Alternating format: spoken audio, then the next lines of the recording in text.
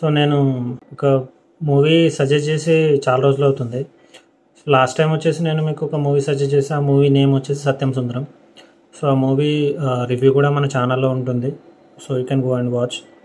So అదే భాగంగా ఈరోజు ఇంకో మూవీ నేను మీకు సజెస్ట్ చేద్దాం అనుకుంటున్నా. సో మూవీ నేమ్ వచ్చేసి పార్కింగ్. సో ఇది ఒక తమిళ్ మూవీ. సో ఈ మూవీ వచ్చేసి 2 years బ్యాక్ అని లైక్ 2023 December 1. సో ఆ రోజు ఈ మూవీ రిలీజ్ చేశారు.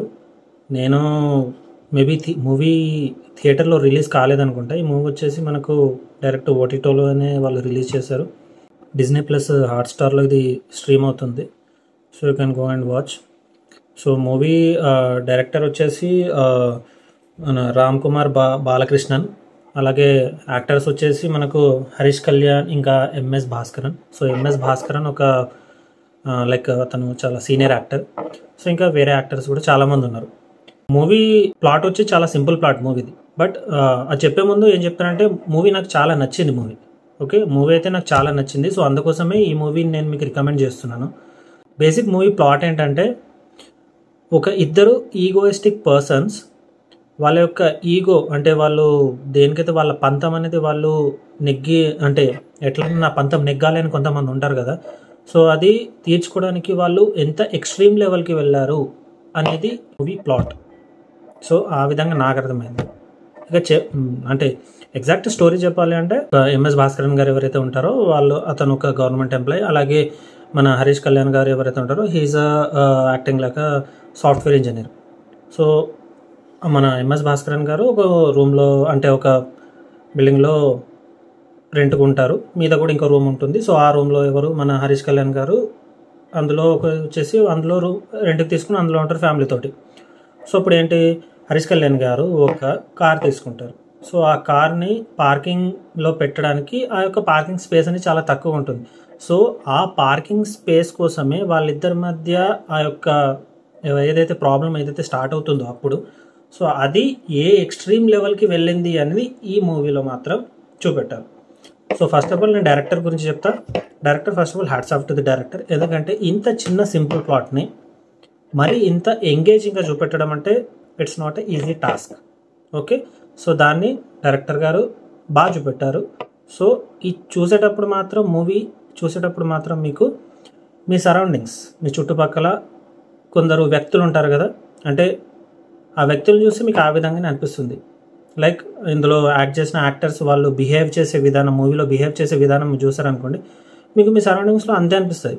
లైక్ మీరు ఎక్కడైనా చూసిన ఇన్సిడెంట్స్ కానీ అరే నేను ఇక్కడ ఇది ఇలా చూసాను, ఇలా జరిగింది అలా ఉంటారు. మీకు అది గుర్తుకొస్తుంది కూడా డెఫినెట్గా.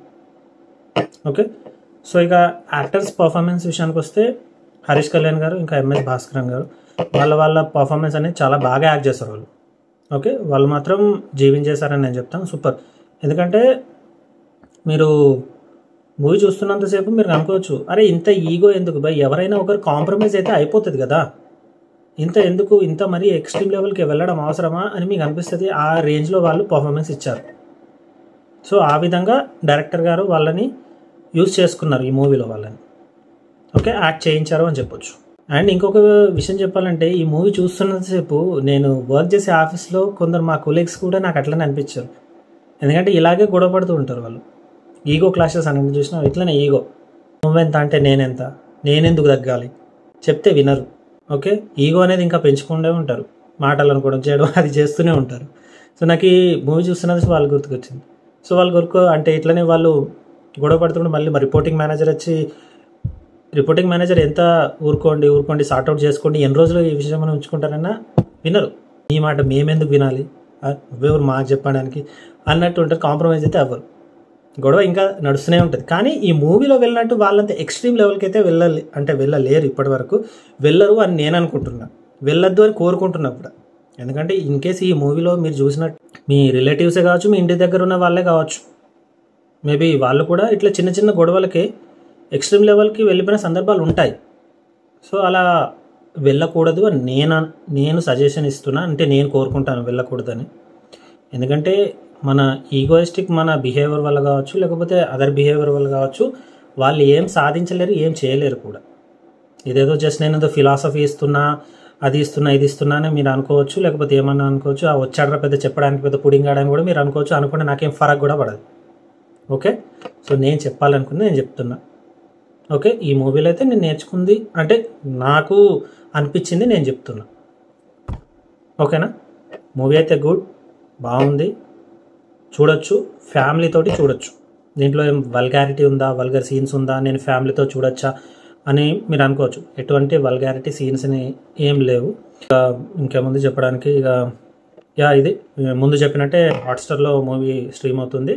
So you can go and watch.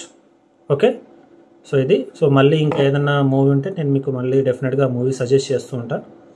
ఓకేనా, రైట్, నెక్స్ట్ వీడియోకి వెళ్దాం. అంటే